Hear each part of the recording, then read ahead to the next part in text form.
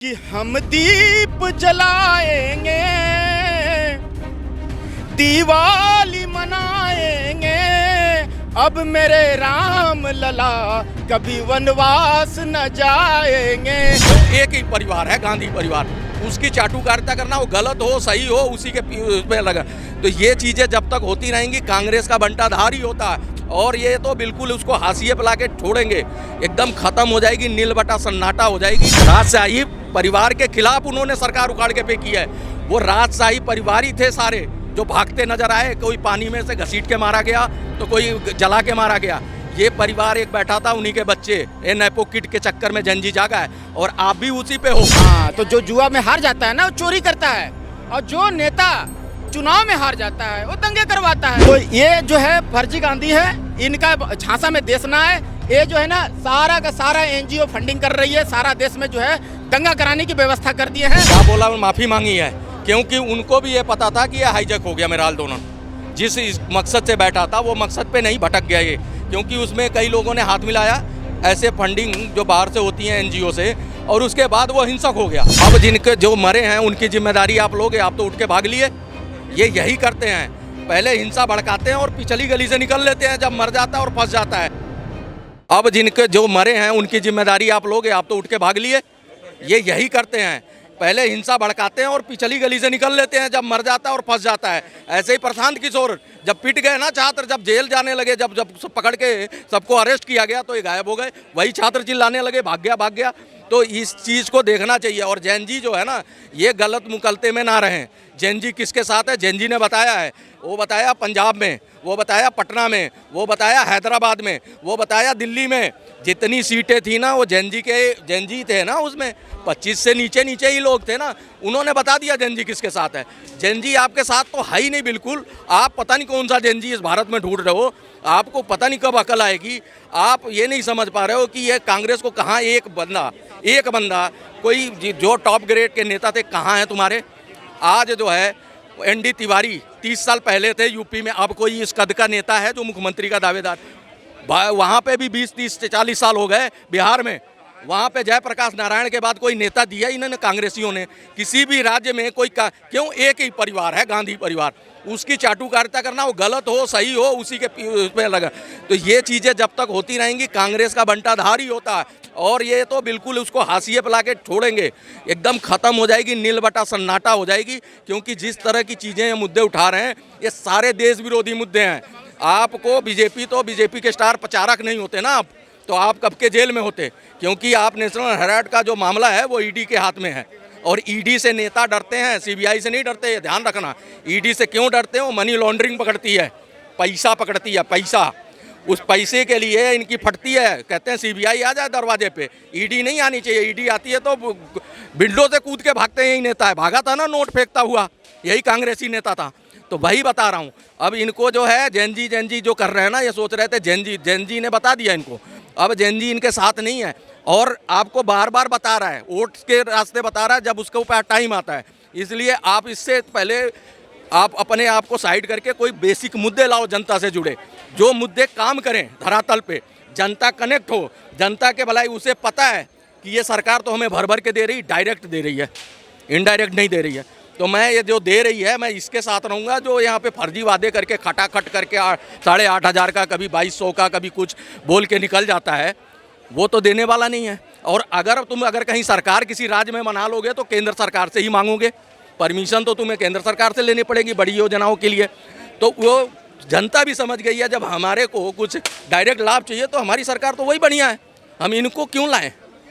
समझ लो, इसलिए आप आ नहीं पा रहे हो। आपको आत्ममंथन की जरूरत है। CWC का मीटिंग जो आप पटना में कर रहे हो 40 साल बाद, आपको कंटिन्यू हर महीने करनी पड़ेगी और ब्रीफिंग देनी पड़ेगी। आपके नेता जो है ना अंदर से होपलेस हो गए हैं। वो कैडर जो है आपका ख़त्म हो गया नीचे का, जो आपके लिए वोट इकट्ठा करता था।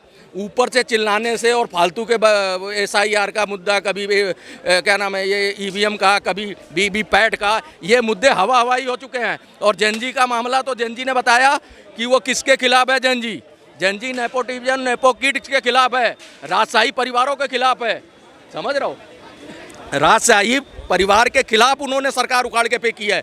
वो राजशाही परिवार ही थे सारे जो भागते नजर आए, कोई पानी में से घसीट के मारा गया तो कोई जला के मारा गया।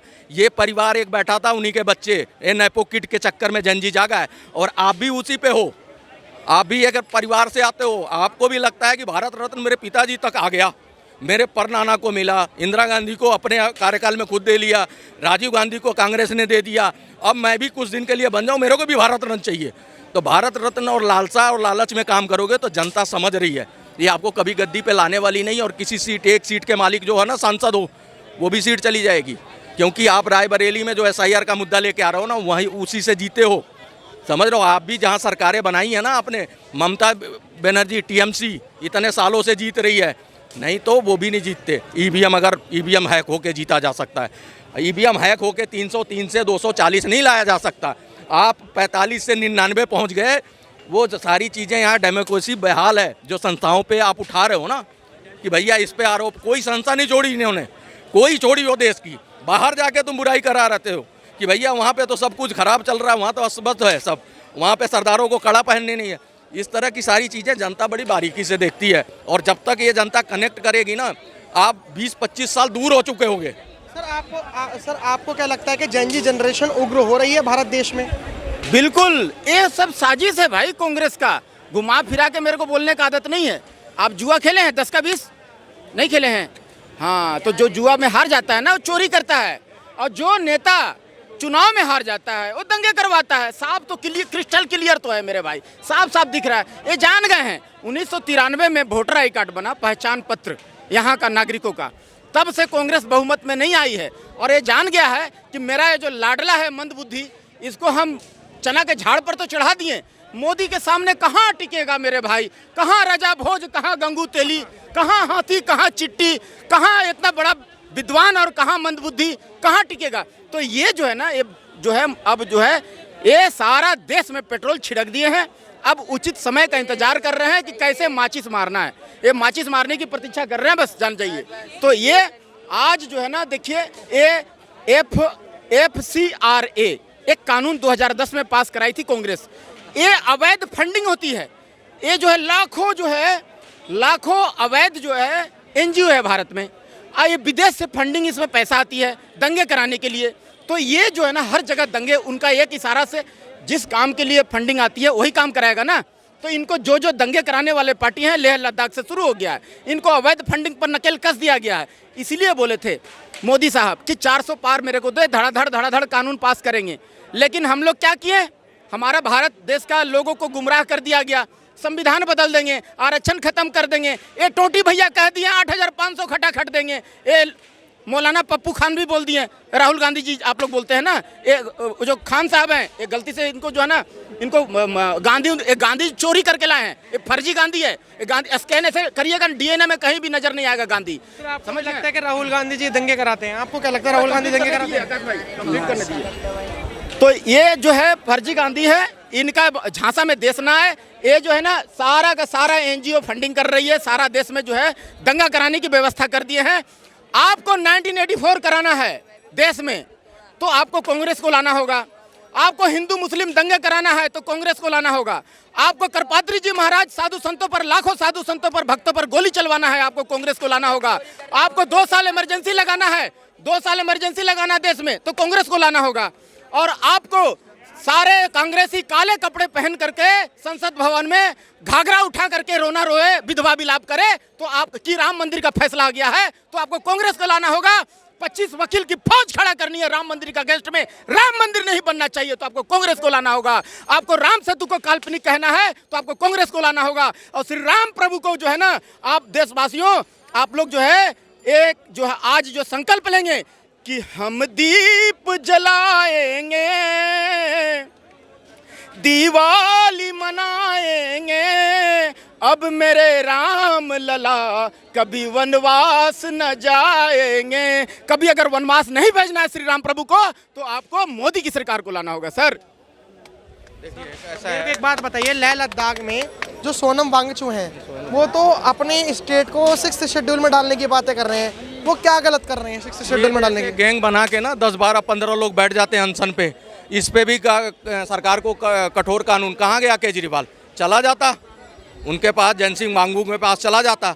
अभी एक बात बताओ, क्यों भाग गए, क्यों माफ़ी मांगनी पड़ी, क्यों इस तरह के काम किया आपने, क्यों बच्चों को, जो बच्चे मरे हैं, जो लोग मरे हैं, उनके घरों को, उनके घर को मुआवजा कौन दिलवाएगा? आप दोगे? तो सरकार देगी ना। आप बताओ, बीजेपी के कार्यालय से क्या दुश्मनी थी? आपको दुश्मनी थी सरकार से, तो सरकार से बात करते। दिल्ली से, दिल्ली के लोग जा रहे थे बात करने, तो उनसे बैठ के वहाँ के डेलीगेशन बात करता, वहाँ के जो अधिकारीगण हैं, जो IAS ऑफिसर हैं, वो बात करते। तो सारी चीज़ें आज वो उसको इतना प्रगति, पहले ऐसा था इनको दरकिनार किया गया कांग्रेस के टाइम में। एक बार भी लेह लद्दाख का जिक्र नहीं सुना होगा कभी, क्योंकि ये सारे ही तो एक ही थे। तो उसके उस समय इनकी बिल्कुल ही, और बड़े शांति प्रिय लोग हैं वहाँ के लोग, और बहुत शालीनता से रहते हैं, आज तक कभी कुछ नहीं हुआ। लेकिन एक NGO गैंग बना के और इस तरह की अराजकता फैला रहा है, तो सरकार को बड़े सख्त इससे निपटना चाहिए। और ऐसे NGO और फर्जी लोगों के लिए सर एक बात बताइए, 6th शेड्यूल सही है या गलत है? देखिए, 6th शेड्यूल जो भी सही अगर है आपको, तो उसकी आपको कमियां बतानी पड़ेगी लोगों को। ऐसा नहीं है कि कोई भी आप कानून लेके बैठ जाओ अनशन पे, उसके बारे में जानकारी किसी को कोई भी कानून नहीं है। बीजेपी जब लद्दाख में जीती थी, वहाँ की जो लोकसभा सीटें हैं, तो उसमें बीजेपी ने वायदा करा था कि हम ऐसे ऐसे इम्प्रूवमेंट करेंगे और 6th शेड्यूल में डालेंगे। स्टेटहुड की बात हुई थी, स्टेटहुड की बात हुई थी, वो तो कश्मीर को लेके भी हुई थी, समझ रहे हो? तो आपका आज को आपको लद्दाख को स्टेटहुड के दर्जा दे दें, तो कल दूसरा स्टेट खड़ा हो जाएगा, तीसरा देगा। सरकार को देखना होता है। ऑलरेडी 4 स्टेट हैं, कैसी बातें कर रहे हो आप? 4 है ना, 4 से 14 हो जाएंगे। सभी कहेंगे, मैं ये अभी बिहार कह रहा है, अभी कश्मीर भी कह रहा था। तो जितने भी हैं, सरकार को उसके हिसाब से अपने कैबिनेट से प्रस्ताव पास करके सर्वसम्मति से वो करवाना। अगर अच्छा होता, जायज़ होता, सरकार करती ना। जैसे मान के चलो, आपने कहा कि अगर ऐसे लद्दाख में करा, तो फिर तो हर स्टेट डिमांड करने लगेंगे आगजनी करके। तो ये जो डिमांड है, ये डिमांड तो खुद बीजेपी ने मैनिफेस्टो में डाली थी उनकी। और जो आप कह रहे हो आगजनी करके ले लोगे, अगर मान के चलो वो शांति से भी लेंगे, तो वो 35 दिन की भूख हड़ताल पे बैठे, तब आपको वो नहीं दिखाई दिया। अमित शाह जा रहे थे मिलने? वो आमरण अनशन में बैठे, तब वो किसी को दिखाई नहीं दिया। कोई नहीं जा रहा था सर मिलने, वो जा रहे थे अपनी शर्तों पर। वो अमित शाह की शर्तों को सुनने के लिए नहीं बैठे आमरण अनशन पे या भूख हड़ताल पे। सुन लिया किनका? सोनम वांगचू ने कहा है, सुना है ना? क्या बोला? माफ़ी मांगी है, क्योंकि उनको भी ये पता था कि ये हाईजैक हो गया मेरा आंदोलन। जिस मकसद से बैठा था, वो मकसद पे नहीं भटक गया ये, क्योंकि उसमें कई लोगों ने हाथ मिलाया, ऐसे फंडिंग जो बाहर से होती हैं NGO से, और उसके बाद वो हिंसक हो गया।